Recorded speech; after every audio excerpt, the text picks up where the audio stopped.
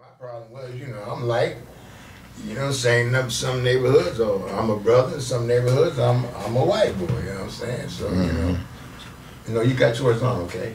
He trying to get that lint. Huh? He trying to get a piece of lint. No, he's trying to get this. Oh. It's a game we play all day. Oh, Okay. he fooled me because he was reaching. He don't take no lint off. He wanted to change. Oh. He's sitting there looking at, when okay, know him. Yeah, he has. Autism kids like, sparkle and bright stuff. For those of y'all watching, seeing my nephew in the back making the noises and all that, that's my nephew Maury, man. He big, he'll knock you out. He autistic, he can't talk, but that's my nigga, man. So y'all meeting my family, man. It's my dad, man. This some, these people that I love, you know what I'm saying? So, yeah. Sound like you ain't had nothing. You just true to yourself. Yeah, I'm true to me, man. I'm true. Any other way, hey, you got a problem. The path that we in DeWine walking, man. We come from some good stock, good heritage. I know I'm the first that I know of that chose the entertainment route. So a lot of my people in my family didn't understand it. But entertainment is like starting your own business.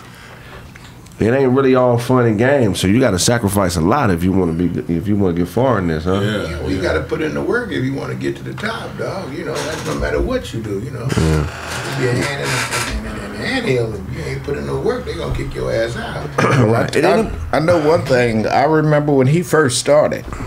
In my mind, I'm saying, well, what he gonna do? Because it wasn't the same path that we chose. Right. I was taught to get a job, get a pension, and retire and stuff. That's what we were schooled on. And when he told me he ain't working for nobody no more, I understood it. But that wasn't my life. Right. But at the same time, I'm wondering, how can this be? And then when he talked about this internet, I ain't never seen nobody pass money over the counter on this shit. I'm like, how the hell you gonna make money doing this shit? All this shit I got at my house is free. I just didn't know. I just didn't know. Yeah. But I would never knock him for what he's doing. But I just didn't know. A parent's job, all he wants is for his child to succeed. Right. And that was the bottom line. If this is the route you want to go, I don't see how you going to make money doing this shit. But you do. So go for it. You know what started? I'm still with you. I'm still got your back no matter which way you go. Okay? Like you saying, we don't always do it the way that they want us to do, and they don't always do it the way we want them to do, but as long as they ain't in jail, I ain't got no problem with what you doing. Hey, and if you need a dime, I got two. I got two. I got two. My son knows. He knows what time I got two. I'm there. I ain't gonna hesitate. That's mine. He ain't give me no reason not to do it. What the circumstances are. But I did. That was far-fetched to me. Getting paid doing this shit here. How you gonna make a living? Don't worry about it, pops. I got it. Okay. It was for me. Around 2008, it's when I was still partying all the time, and my dad saw me partying all the time and going around, and he wrote me a letter. He was like, "I see." He's like, "You graduated college, but you always out, but you ain't quite doing what." He's like, "I on the basic, you was telling me, I don't know what you gonna do, but I know you can do more than you doing." And when he told me that, I was like, you know what? I decided in that moment, now was the time that I go, okay, I got all these different skills. Let me go ahead and put in the work to figure out how to make money off these skills. But you got to understand one thing. As you're a child growing up, your dad's always been there for you. Yeah. And sometimes he didn't say things to you because he wanted you to learn how to handle it on your own. Yeah. And then when you start not going towards the path that he wants you to go on, so he might not like it. He might say stuff. But he's gonna let you be the man. Yeah, he didn't tell me what to do. No. He just said whatever it is you do, put some focus into it. You gotta be focused on whatever you do. And sometimes, even though I was in my 20s, sometimes you need that little kick in the ass. Yeah. And that's what that was. And it changed my mind to where it's like, okay, you know what?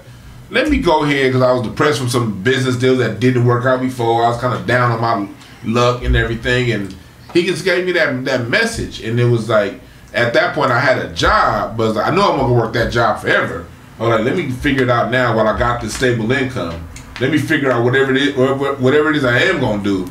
Let me figure that out right now while I got this steady income. And that's what I did. All from when you had that talk to me. Had that talk with me. So, you know, man, we all, for y'all that's listening that watch us, we don't always have it all right, man. We need, you know, fathers like this to put us straight. We need somebody that's going to be in your corner. If you got your father, he's going to be there for you. If he understands you, that means he loves you. So whatever you do, he already knows what you're doing, even though you don't have to tell him what you're doing. Because number one, he got street knowledge, book knowledge, and his own knowledge. Okay, and most of all, he's got experience.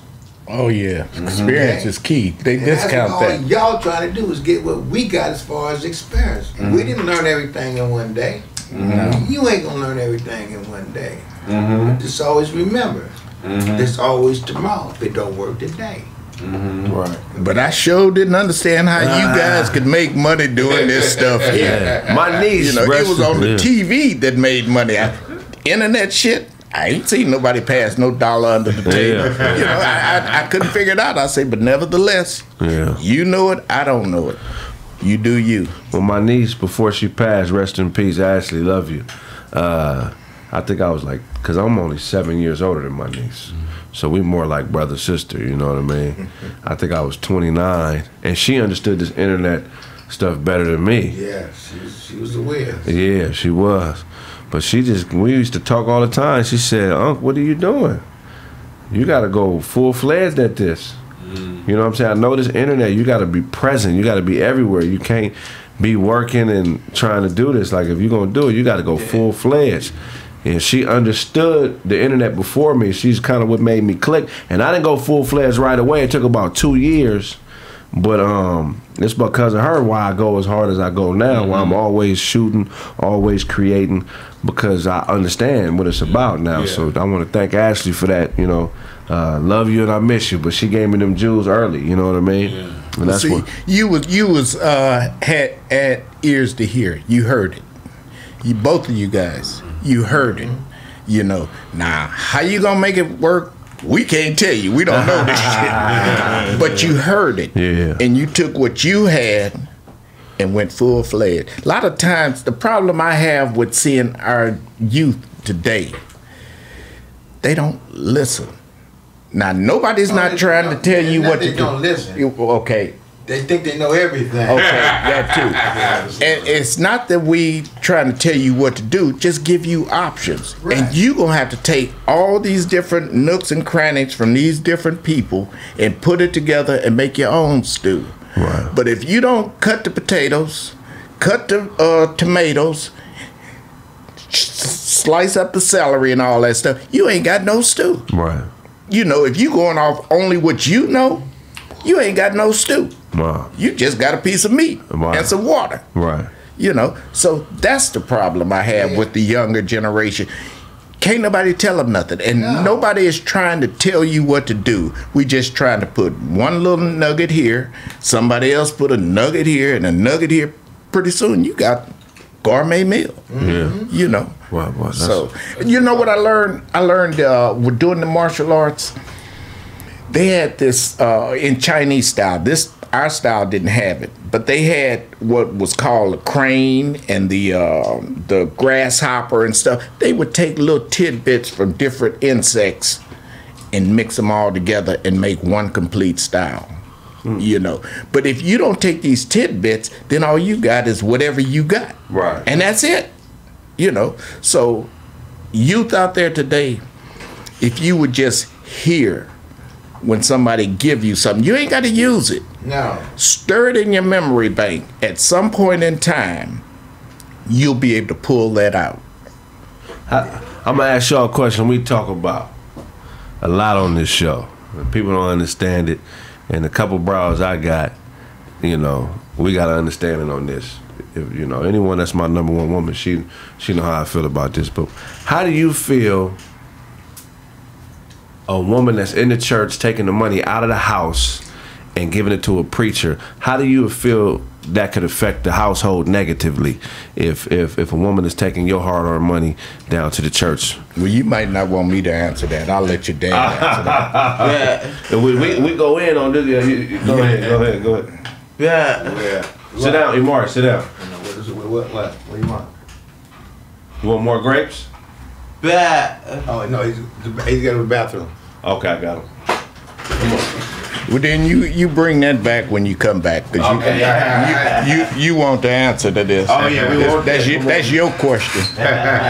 You know, yeah. But whatever else can we talk about? We running the household. I know you made a lot of sacrifices. I remember something that you said to me a long time ago. We was flipping through the picture books, and we'd always see him with this long Cadillac and these nice clothes and everything. Then by the time I came around, Pops was jeans and a t-shirt, and I remember asking you, why don't you dress like this no more? And I never forget the answer you gave me. You were like, I had my fun, and now for the money I make, it's time for you guys to go ahead and get a little bit of something. What made you mature into that? Because I work with kids. I look at some parents I work with. They still got to dress nice before their kids get theirs. What made you flip that into where it was about us more so than about you? Because it's always about the next generation. Right. Everything you do today is for somebody behind you. Mm-hmm. Even this conversation we're having at this table, we've had our fun. If we don't have it, fun again. Mm-hmm. It's for the other people. You know, and when I partied and did my thing and was suited and booted and super flied and all that other stuff, I was single, you know. And if you only have X amount of income, you can't do all that and this new thing too. Mm-hmm. Something's got to give. Right. Something's got to give. Either you gonna still be player A, or you gonna step back and let the next generation have it. Like they say, your priorities change when you get to a certain point in life, okay? You know, me, for instance, you know, my thing, I like to party because that's was in my generation party. You go to work, and when Friday come, you party, or if not, you can go to work and they party at work, you do that. But when you get to a certain point in life, it's just not any fun anymore. Mm-hmm. You know what I mean? You just want to relax and enjoy whatever years you got left and just be you. You know what I mean? But you know what? I tell you one thing I saw what turned me around when we were talking about the gangs and stuff like that. The youngsters in my neighborhood. I had this one brother. I'm gonna take a page out of your book. I ain't gonna call no names, but he was top dog. He had been in and out the pen, federal pen, state pen. He was buff. He was the shit. One day he was sitting outside a liquor store, and he was sitting on a milk crate, and some youngsters came around that lived on the street he lived on, and they were like 13, 14. This was OG. They told him, "Get off my block." And I looked at him. I said, shit, he was running this block 20, 30 years before you were born. Right. You know, what you mean your block? I'm saying this to myself, but I'm looking at this. And they said, when I come out the liquor store, now he done been drug, pimp, he was everything back in the day. And when they came out the liquor store and he was still sitting there, they told him, I thought I told you not to be here when I come out this store. Now these are kids he used to flip quarters to. He ran with their brothers, so they knew him. You know, he wasn't no stranger. And so they dropped something on the ground, and he bent over to pick it up. They kicked him dead in his ass. I said, oh shit, no respect. This is what they mean, old dogs stay on the porch. Right. You know, old lions that's wounded, you ain't out there running that pack no more. I saw that, I said, the game has changed. Nowhere in the game would anyone of our generation had disrespected this guy like they did. Right. And I knew then, these youngsters ain't got what it takes. No. And I stepped out the game and walked away. That's it, because I'm gonna either go to jail or I'm gonna be dead. Right. Because this ain't gonna happen to me. Period. Well, I agree with you 100% because, like you say, you know, a lot of us has been through life, and some of us ain't had the breaks like others, and you know, even though we each sitting on, you know, the crate at the liquor store, don't mean we ain't got knowledge upstairs. Okay, but the problem is the youngsters, it's their mom and daddy's not teaching them to respect the older brother, okay, regardless to what he's been in, okay? Because like I say, youngsters, you know, I tell them point blank, you know, you come at me like a man, I'm going to treat you like a man, okay? You'll get your mom and daddy, I'm going to kill them like a man, okay? Yeah. I'm not here to play, okay? Yeah, and we ain't got much time to be dancing. Well, see, I'm thinking like this, you know, I ain't got that much time. So what the fuck I'm arguing and fight with you, okay? Bam, bam, nigga, I don't need you. And then if you can't tell on me. If you squabble, you got 60 seconds to 2 minutes. Yes. And we tired now. So whatever's done, 30 seconds is me. So I ain't gonna fuck with you over 30 seconds. Whatever's done, bang, got to be over. That's what's gonna happen. That's what it's going to. I mean, this is what you gonna be. You ain't gonna be shit if you disrespect me now. Yeah. And I'm damn near 70. Yeah. Okay, so why should I want you to go any further in life? You understand? Yeah, you right. If you ain't nothing now, you ain't gonna be nothing. You're right. You ain't shit now, so I know down the road you ain't gonna be shit. So why I'm gonna fuck with you down the road? I'm gonna eliminate your ass here. So I ain't got to see you no more. Yeah. Remember when Doug told... The next motherfucker gonna understand us. Don't fuck with that old man. Yeah, that's right. Remember when Doug told that story? My friend Moon's mother had passed, and there was this young girl that come by, and we sitting up in Doug's house smoking on the joint and shit, and she's sitting up here. Yes, I took care of Moon's mother's funeral, and I did this, and I went to that college, and I went to this college, and I'm that, and we smoking on the joint. And when she left, I said, Doug, 'cause see, I knew her. He didn't. I said, Doug, he's an OG. He's the one gave me a lot of game. I said, you didn't buy all that shit she was selling. And he, hell no, when she told me she was with Wendell, I knew she wasn't shit. Well, see, that's the thing. Yeah. If you know certain people in life, you know, that have done certain things, and then when somebody else comes to you and say, dude is this, she's this and that, and then you tell them, no, that ain't who that motherfucker is. Okay? Yeah. The real is he's like this, or she like that. You understand? Well, he knew right off. If she messed with Wendell wasn't shit. Right. You can't mess with Wendell unless you ain't shit. There it is. So Red ain't got one home, you know what I'm saying? You had all this class, you would not be with Wendell, period. You know, so you basically, you know, you ain't crap by your association. That's what that wisdom tell you. Yeah. So, you know, you got to, I don't know, but these young, you asked that question, I want to hear your dad. What you think about a man letting this woman give their money to the church without his permission? Well, you know, I believe in paying tithes. You know, that's a certain amount. You know, your income. You know what I mean? If you believe in God, there's no problem. But if she's giving him all the money, then she needs to go stay with him. It's that simple. I'm not gonna put up with it. That's what I'm saying. I ain't gonna put up with it. Pay your tithes, but stop the extra stuff. Right. I mean, if you're trying to pimp both of us, it ain't gonna work because it's only gonna stop at her. Right. It ain't going no further than me because I'm letting you know, I ain't got to be here. I choose to be here, okay? Yeah. When you get in my pocket, that's a whole entire different situation. Yeah. You know what? I don't give a damn if you the preacher or not. I'm going to bring it to your head. You know what? I'm glad I passed the ball to your dad.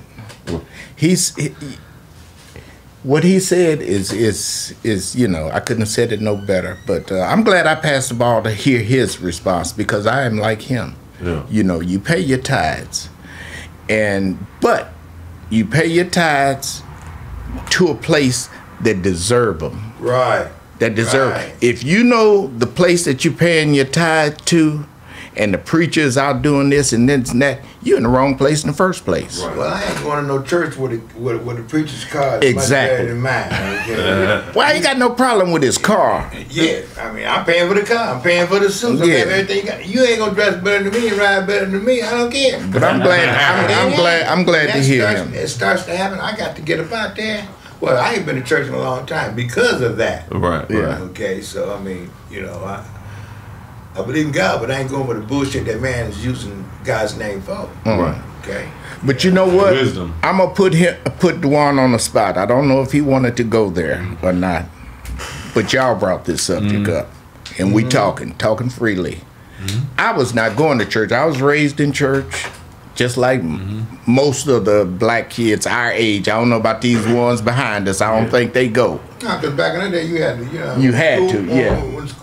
When school was out, you had to go to vacation Bible school. Yeah. So I don't know about these ones behind us. But DeJuan came to me just like he told you about the letter that I wrote. Mm-hmm. He in turn did the same thing for me prior to that. My wife had been going to church, making the kids go to church. I believe in God like you, but I wasn't going to church, and I wasn't giving up no tithes. I got God right here, so he with me wherever I go. And I wasn't giving up no tithes. I'm a fool or not, he with me, so I don't need somebody to tell me what to do in some building. That he decided he want to put everybody in. And that's where I was with this situation. But DeJuan came up to me one day, and he said, "Pops, God gave the command to the man, not the wife. Not the woman. Not the woman.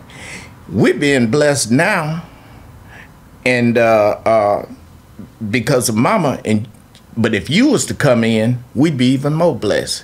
And I said, get the hell, I got ready to go off on, get your, I don't want to hear that shit.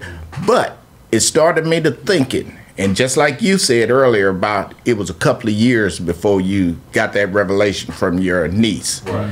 Well, I was watching for about 2 years, and I started adding up. We have always lived above our means. Not really above our means, but our overhead was in the negative compared to the way we lived. And I couldn't figure out how we were able to do that, but what he said opened my eyes, and I was watching, just kept watching a couple of years. I said, you know what? He knows something that I don't know. And so that's when I started going, because it was true. We took vacations, we did this, I always had a Cadillac, and if you look at it on paper, we didn't have that type of income, but we was living that type of a lifestyle. And my wife, as far as tithes, she does not believe in usurping the man. This is just in her. This is not some strong arm tactic I use. This is just her. So she made a deal. She said, well, my husband don't believe in tithes. I'm not going to pay no tithes on his money or our money, but I will pay a tithe on my lunch money, the money I gave to her for lunch. Mm-hmm. And so God honored that. Yeah. He honored that. Her little $50, $60 a week or whatever she was getting, $100 a week, she paid tithes off that, but she didn't touch the household money. I remember that I was like 13. I was like 12 or 13 when I said that. Yeah. And I remember that, and because like for me, I was raised in the household. My mom was 100% within the integrity of church. If you gonna go to church, you better do it like her. Right. You know what I mean? And like that's my mama all day long. She didn't go around and judge other people for what they not doing. We would go to church, and she would come home and say, "This is why we live." Like when it came to the prayer, school was hard for me, ADD and all that stuff. I was a C student, so my mom would pray and everything, and I would see him. It was like a lot of times. He got to stay home on Sunday, and when we was there, I was like, okay, if he come in, if it's working like this, if he come in, it'll grow. And when he did go in, it did, and I never saw it. But one thing, I think one reason why I really worked with my parents and still works with my parents, my mom and my dad, they have their own relationship. My mom never came on and saying, pastor said you need to do this, and he never goes home to say the Bible say, woman, you need to do that. It would just be like, they learn from the church and they grow as people, but their marriage is about those two. Right. It wasn't about a third party ruling over what they do, and I think that's why it worked a lot. Yeah, and I respected that for her. She never, matter of fact, some of the church members, let's go over to your house and pray your husband in church, get him in, some trickery. She said, you ain't coming here. You ain't coming here. She said, if the Lord don't bring him in, he just won't be in. Right. So it was none of that shenanigans and stuff. She's always tried to live what she believed and not force me to live what she believed. Right. And that went a long way. But when he said what he said, I started observing more. And that's the reason I am where I am today. Wow. Man. Yeah. That's some heavy stuff. Well, God shows you a way, whether you open your eyes or your mind or not, you know what I mean? So you know, if you live your life according to how he wants you to, you know, the head of the household, your woman's supposed to go along with your program and the program the Bible got set down. So. And she did. And if she's a strong woman and you're a strong man, you ain't gonna have them issues. You ain't gonna have it. Yeah, I hear you. It's a respect thing from the beginning. I hear you. You know about your money before you even get to church. Okay? The problem is that when you get to church and that pastor get to talking all that crap and you get to feeling good, you just want to dip a little bit deeper into something that belongs to but somebody fortunately else. for me, I don't have that problem. Fortunately for me, where we went, the pastor never did that. Yeah, Bishop still never. He never did that. He said, "Thus saith the Lord, ball in your court." Right. Whereas some of her friends, their pastors is all up in the Kool-Aid and trying to dictate this and that. I never went to a church like that. If it's a church like that, you wouldn't see me in it. Right. Period. Right. You know, you handle your lane, I get in my lane. If I don't show up or if I don't pay tithe, I better not hear it over the pulpit. Remember we went to Texas? Oh, and you could tell them that one. Yeah, we went to Texas. We was at a family reunion. You got a big family reunion. Yeah. Everybody go to the church. We sitting there, and this is before we got in church. I'm probably like 12, and this is when he's still thinking about it. They had an offering as soon as we walked in, and then the dude talked and hooped and hollered for about 20 minutes, and they had another offering. By the third offering, he went out and took a cigarette break. I know the feeling, bro. Yeah, man. So that kind of churches, I wouldn't even be in them. No. I'd visit if you invite me and I come with you and stuff, but that wouldn't be my home. So one thing I remember growing up, I'm pretty sure y'all got the same experiences. We talked about it. I remember being a kid and rolling around the city in Pasadena, different parts, and we was always at the liquor store. And my daddy knew all the bums outside the liquor store. Yep. They all knew my dad, no matter what liquor store we went to. Do y'all remember that transition when some of the cats you grew up with started being homeless and hooked on drugs? Like, was it like that when y'all was kids? Because I remember coming up, it seemed like it was a lot of dudes y'all age. I was out there smoked out. And they were still good people, but I just remember every liquor store we went to, Pops knew everybody. Yeah. Do you remember noticing that transition? Yeah, because I did when I was a kid coming up, we called them hobos. Right. Okay, and there was only a few in the neighborhood. Yeah, only a few. You know what I'm saying? And if you saw them, you respected them. Exactly. If you disrespected them, you got in a whole lot of trouble. Because you don't know what that man's problem was. Why he got like that. Right. They used to have a man in Pasadena called Robert the Wolf Man. Nicest man in the world. All he do was just go up and down the street singing with his lawnmower and his brakes and stuff, you know, making his hustle. And then you have some kids that didn't understand what his problem was. But the reason why he was like that, on his way out here from Mississippi to California, he lost his whole family and a brand new Cadillac. Right. And he couldn't deal with it. The only way he could deal with it is get him a bottle of wine and get that lawnmower and them rakes and walk up and down the street asking anybody they need any help or could he do this and that. It didn't bother nobody. But then, like I said, no one knew what his problem was because they didn't know him. Right. Once you knew him and found out what the problem was, you respected him and gave him his room. Because he didn't do nothing to nobody. Yeah. You know what I'm saying? But that's how someone was back then. Yeah. You know, this one Mexican guy named Johnny, you know, I thought he was the coolest dude in Pasadena. You know what I mean? But I didn't know he was a drunk. That was Mr. Johnny. Right. You know what I mean? He feeling good. He going around to Ernie's house to kick it. Right. But he ain't bothering nobody. Yeah. Right. Yeah. You know, but now they don't look at him like that. You know, they he's don't. a drug addict, he's an alcoholic, he ain't no good, he ain't never this, he ain't never did that. But you don't know what the man's been through. So you guys were very. Same thing with you. I remember we used to go. We'd be driving down King Boulevard. We stopped no matter where we stopped. You mean Santa Barbara? In Santa Barbara. Yeah. Same with we. Keep it straight. Yeah, my generation, we grew up on rodeo, but now it's Obama. Now that's gonna always be rodeo. But like I remember we was in the back of my dad's Cadillac, and we stopped. Me and my sister in the back seat. He stopped, and we see another toothless person. They like, "Hey, Red."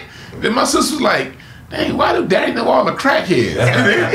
But so when you would see that, like, do you remember when? I remember we would drive you, and sometimes you'd be like, "Man, he used to drive this Cadillac," and then now we see him in the late 80s on the corners.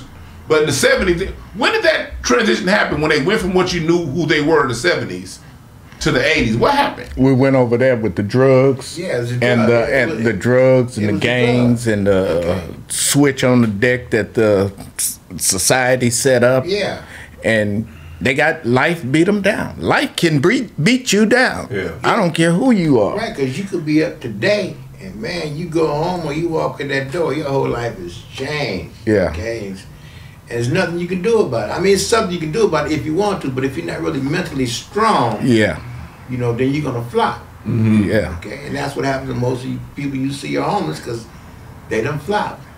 Okay, and all this aid and assistance that they were getting through the years, it's not there anymore. Yeah. You know, and basically it's the aid, yeah. You know, and you don't disrespect them because of where they are now. They are somebody's child. Right. That's right. Somebody's father. I know people died from AIDS and polio and chicken pox and measles and all that kind of stuff. Yeah, but they are somebody. They were somebody. I never know. In spite of what we saw, no matter how they be carrying a blanket, my pops never disrespected these people. Every time he saw them, he was like, "Hey, what's up?" You know, and it was all he talked to them the way he talked to the pastor, the way he talked to. I remember when I was a kid, my dad would see somebody with a lowrider. And they kind of parked their lowrider off to the side. We'd be going in there, and he'd be going to go buy whatever he buy at the liquor store. And I would just see my dad sometimes, hey, you know, if you got a lowrider, don't park your lowrider in the dark. You know, that's where people come take your stuff, man. Make sure you put in. You always have some game for the people. Yeah, life is tough, but life is good. If you know, how you gonna sit down and play poker, or Monopoly, or any game you want to play, and don't know the rules? You can't. And in dominoes, first thing you learn in dominoes, all money ain't good money. That's right. Right. You mess around and start off with them fives and you ain't got but 1 5, you finna get beat half to death. You better have put that big 10 out there and they can score 10, that's it. Well, that's it. Yeah, you know, in dominoes, you know, everybody knows, you know, you start out with 5, you know. Then you got all these people that done went to jail. Now you're talking about you gotta get 10 to get on the board. Yeah, I don't understand. I ain't in jail. I want my money. Yeah. Give me 10 to get in. You had to tell them that too. I tell them every time. You know what I'm saying? You can wait to get 10. I'm getting mine right now. I earned it. Okay? I got 5 I on ain't it. did time, so I don't even need to go that way. Yeah. He said it all the time, hear them saying somebody be like, he be like, we ain't playing the jailhouse rules. It ain't all money. If you scratch, you scratch. You ain't no 10 to get in and all that. 10 to get in. You know, like I tell my son, you know, you don't come to my house with your pants sagging because you ain't been to jail. Only reason why you sag is because that's what they do it in jail. So that means easy access to that ass. That's all. And they don't even realize that. They don't. They don't. They think it's a fashion. Matter of fact, Mexicans was the ones that used to wear them cut off knickerbocker khakis, with the long white socks and the saggy pants. They did that back in the 70s. We didn't dress like that. We dressed like the Temptations. Right. That's right. You know, we didn't dress like that. And they run around here sagging. To each his own. I ain't gonna knock you, bro. Yeah, but it ain't right. It ain't right. I mean, where you gonna run around your pants halfway to your knees, your drawers hanging out, and your wrong part, and if it's wet, you gonna see the shit. Yeah. and if we went to school like that in the 60s, man, you wasn't going to school. You wasn't going to school. Because they tease you, you wearing your brother's clothes. Quack, quack, quack, quack. You know, no, you didn't do wear that. short pants to school? No, shit. I got a picture right now where my mother forced me to wear short pants. Shit, I sat on the porch right outside. I didn't go play ball with nobody. You know, you gonna make me wear this shit? I ain't going out there. That was just me. I didn't wear short pants. The only picture I see my dad in shorts when we went to Vegas when I was a kid. He got remember them Lakers shirts with the big heads on it? He got one of the big head Lakers that just won a championship, and he had the shorts on, the long socks. We had Circus. This is like 1986, 85. That was the first and only and last time I seen him. And I wore them for about 2 hours. As soon as I got back to the room, I took that shit off. That's what it is. But I mean, to each his own. You know, everybody, to each his own. But truth be told, you right. Well, back in that day, you know, we were raised that you wear your clothes certain times of the year. You know what I mean? You got fall. That's when you put your T-shirt on because winter's coming. Mm-hmm. So when the spring comes, you take your T-shirt off. Just wear just the regular shirt over your body. You know what I mean? Mm-hmm. But you have to be taught these things. Yeah. Our biggest problem nowadays is that what they see on TV or whatever. That's dangerous. What they see nowadays, what they see on TV is men wearing women's clothes. Now they see worse than the sagging. Now they got to put on a dress. I hate seeing a man on TV that's like a woman.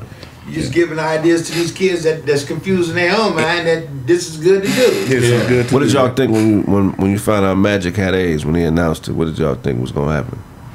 I didn't think he would survive. I was hoping he would, but I didn't think him as far as sexuality thing. I just thought he partied. I knew he was a ladies' man. You know, back in them days, like we was talking about Bill Cosby, everybody did it. Right. And you know, you're a superstar, and you going to all these girls want to get on you. Oh yeah. And so he just caught it from some girl, and then the rumor was he was this. He was. I didn't buy into that rumor at all because AIDS didn't discriminate. If a girl caught it from somebody, she's gonna pass it to somebody else. Right. So I never thought he was gay or anything like that. That never even crossed my mind. Even though they was trying to say him and Isaiah. Yeah, that never even crossed my mind. And the first two brothers that kiss each other, you know, in public, you know. Yeah, that never even crossed my mind. The way he partied, that could happen to anybody. Gonorrhea was a thing in that day or something, clap or something. I fought the NBA for Magic situation. Yeah. You understand? Because the NBA has all the hoes. Yeah. At the fucking hotels, wherever they stand. Because somebody want to get a part of their money. Right. And get a baby, you know what I mean? So they get some more money, you know what I'm saying? So, you know, I fought the NBA, okay? Because no matter what the teams go, there's going to be plenty of bras. They know what time it is. They can stop it. Right. Yeah. Like to say, 11 o'clock, the lights go out, you know. What the fuck? They want to get back up and see what y'all doing. Right. They don't make money as much money as y'all do, and you don't tell them to go somewhere and sit anyway. Right. Yeah. It's just what you want to do. So, I mean, there's a lot of them that got AIDS that way. Yeah. In the NBA and baseball, football, all of them. Yeah. Right. You know what I'm saying? They're the biggest pimps in the world, but they want to hide it because what they say, it's the American game. How'd you meet James DeBarge?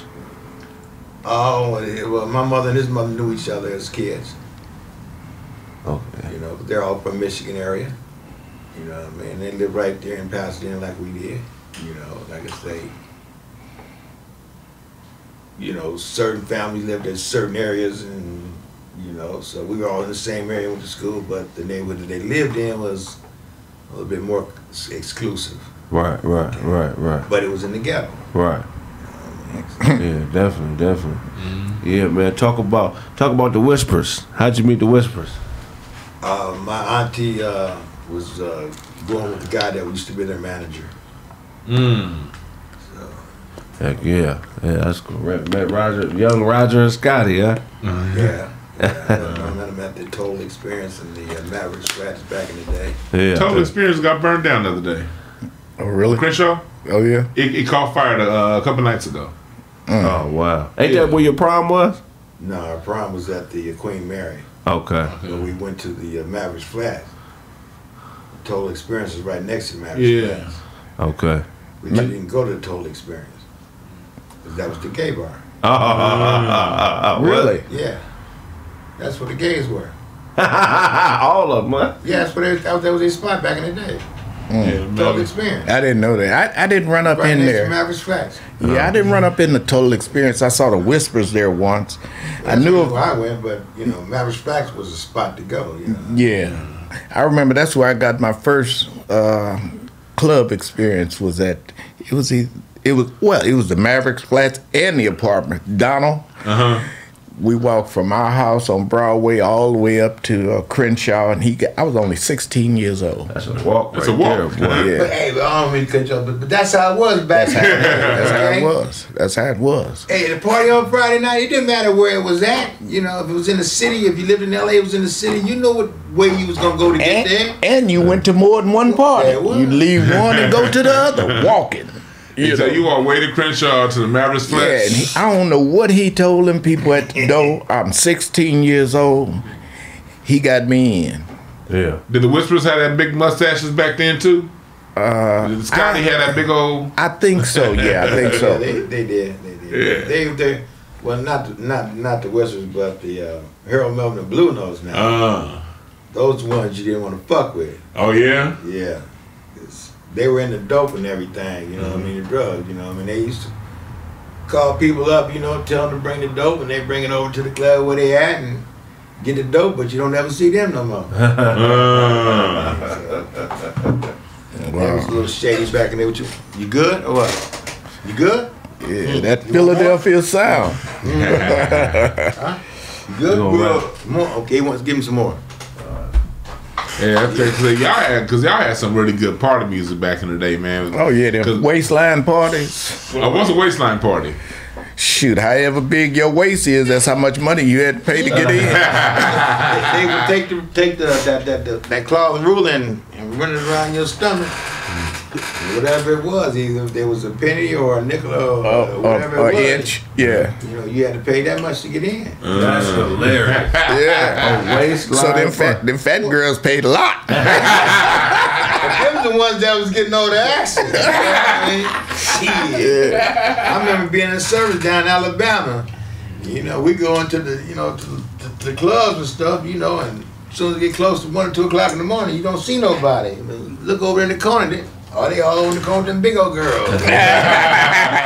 What y'all doing? Say, look, we gonna get breakfast in the morning. Yeah. We gonna get some money in our pocket. Yeah. And when we come back the next night, we gonna have more than that. There you go. There you go. Well, that Coolie High, that was authentic. It was authentic? Coolie High was pretty much authentic. Well, how's the weed changed from the 70s to now? Oh, the weed now is just garbage. You don't like the weed now? No, because they don't grow it long enough for it to get the THC in it like it's supposed to. Okay. You know, back in the day, you know, you just couldn't get weed. You know, you had to wait till certain times of the year to get it. Right. Now you can just go into any place and get it. Well, hell, it was just made a couple of days ago, so shit. Yeah. Smoking now, it ain't like that. Right. Yeah. Back in the day, the weed was good and it made you laugh. This shit don't make you laugh. No And hungry. Yeah. This shit don't make you laugh. I was smoking weed over 50 years. This is bullshit they got now. Serious. It smells strong though. That's all. We ain't take and spray that shit on it. Make it smell that way. Man, you can smell that shit 2 blocks away. That's the whole purpose. They don't go by taste no more. They just go by smell. If it smells good, because at the weed store when you go get it, they open it up and let you smell it. They don't give you one saying, man, you know, like in those days, you go get a sack of weed, brush, say, hey, this is what I got. Smoke this. Okay, in the old days, I don't smoke weed now. I haven't indulged since for a long time. I'm talking 30 years maybe, but that was due to my job. But back in the old days, they had them 2-finger buys, $5. And you took the bag and you put your 2 fingers up against it. That was $5. A nickel bag, you know. Oh, so you dig it in there? Oh, no. You grab the bag and put your finger across it, and which made it about this wide. That's $5 worth. You know, a baggie. Or it depends on, you know, how you was hustling. Either it was a $5 bag or a $7 bag.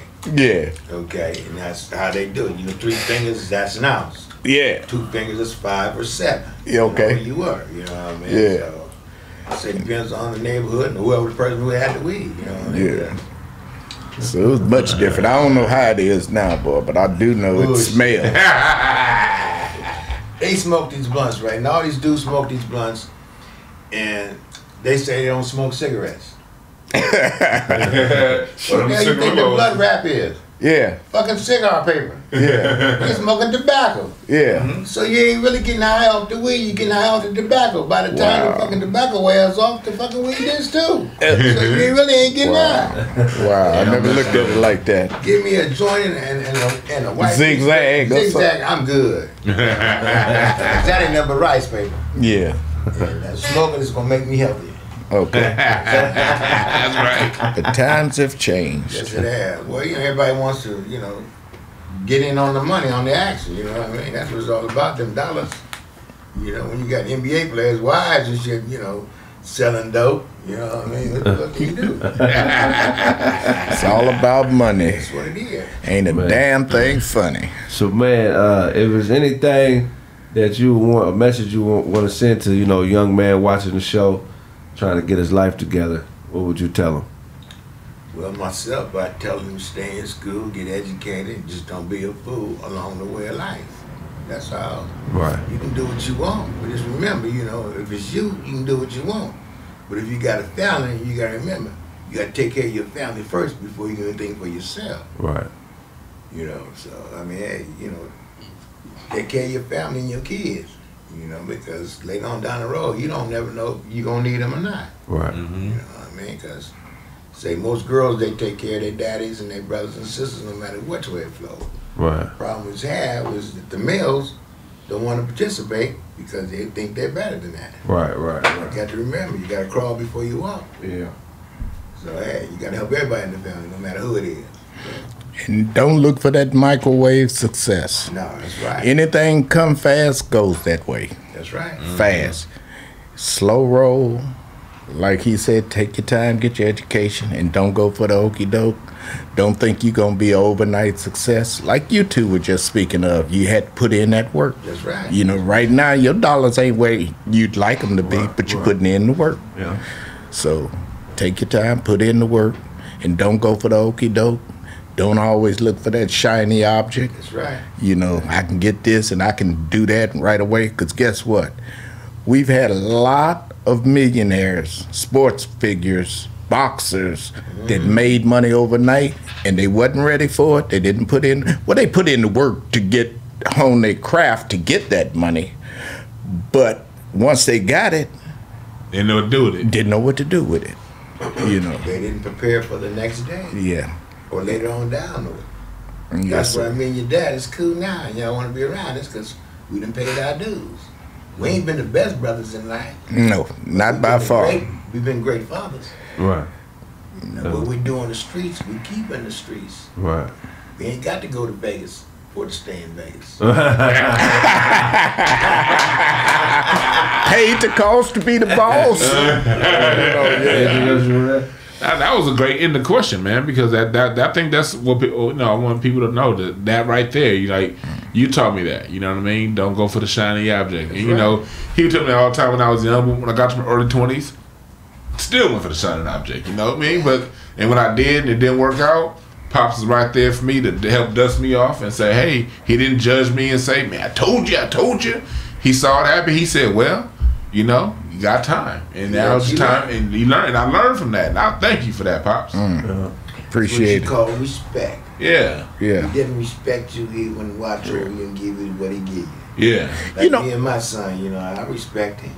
I don't see him all the time, but I still respect him because I know he's grinding. Yeah. I call him out and cuss him out all the time. You should cuss him out more, I think. Yeah, I cuss him out in a heartbeat. I ain't That's mine. Yeah. It's like I ride for him, I die for him. Yeah. Okay, so we all right. You know what I heard a youngster say once? You got to give me my respect. They wasn't talking to me. They was just talking to somebody. They don't respect me, talking about their parent or somebody they was talking to. You got to earn my respect. And I just kept listening to him, and I said, damn, respect isn't earned, it's given. That's right. If you give respect, you get respect. Why does that person have to earn your respect? Respect should be automatic. Right. Automatic. Just from one human to another. Right. And therefore, if you respect yourself and respect that other person, you're going to get respect. Right. There you go. You can't demand me to respect you. How you going to do that? Right. You disrespecting me right now by demanding. Right. Are you better than me? Do I have to come down on bended knee to get your respect? Really? Well, why can't you come down on bended knee to give me respect? Right. Why does it have to be me? Right. So respect is not earned, it's automatic, really. Right. Bottom line. And if you respect yourself as well as others, it's going to come back to you. You won't have to demand it. Like old folks say, hey, in order to get it, you got to give it. You got to give it. Okay, you know what I'm saying? And the youngster, you know, I'm not going to respect you because I don't have to. Right. You ain't lived long enough to understand what respect is. Right. So when you disrespect me, I'm going to disrespect you right there on the spot. Right. Like I said earlier, I'm not going to give you a chance to get over. Disrespectful bastard. Hey, you ain't trying to head in that direction. Right. I'm trying to show you and give you the light, but you don't want to listen. What's the worst bad thing about an old fool? Ain't nothing worse. Yeah. You old as salt and you a fool. Right. You know. But you an old fool. An old fool. But you ain't no fool. Because you didn't get old by being no fool. There you go. And it was one last thing I remember you taught me when I first went off to college. My dad said this: "Don't be like what Curtis Mayfield said. He said, don't be no educated fool from an uneducated school." Yeah. You got all this book smart and no common sense. There we go. And with that said, man, that's been this episode of Kraig Fac. Make sure y'all buy the merch from the website. I got a few shows coming up, man. I'll put them up this week, so purchase those tickets because they will sell out. You got anything you want to promote, Dwayne? IncenseandAshtrays.com for the music mix down. I got my music family tree that's coming out, tracing all of our music back to the 1600s through now, from all the way from Appalachian to Zydeco, black folks, and we created it all. So I got the tree coming out to show where it come from, and so. We know the music ain't where people want it to be. You know, my Incense and Ashtrays is showing you where the real music is. For those who want music or substance, like we talked about earlier, IncenseandAshtrays.com. Yeah. Go there, and we talking about the real music that's gonna give you some life. Definitely. And I'll purchase that album. That Chill Withers is doing well. I'm about to drop another one, that Chill Never Withers. And once I drop that, I'm gonna shoot a stand-up comedy special, man. So y'all support it. It'll be pre-sales for everything, man. And if I owe you something, you can get it from God, nigga. That's what it's like. What's your wrestling, man? Go through there and make a left pop. Boy, that's how y'all make money. At the end of the show, drop it on them. Okay. The light is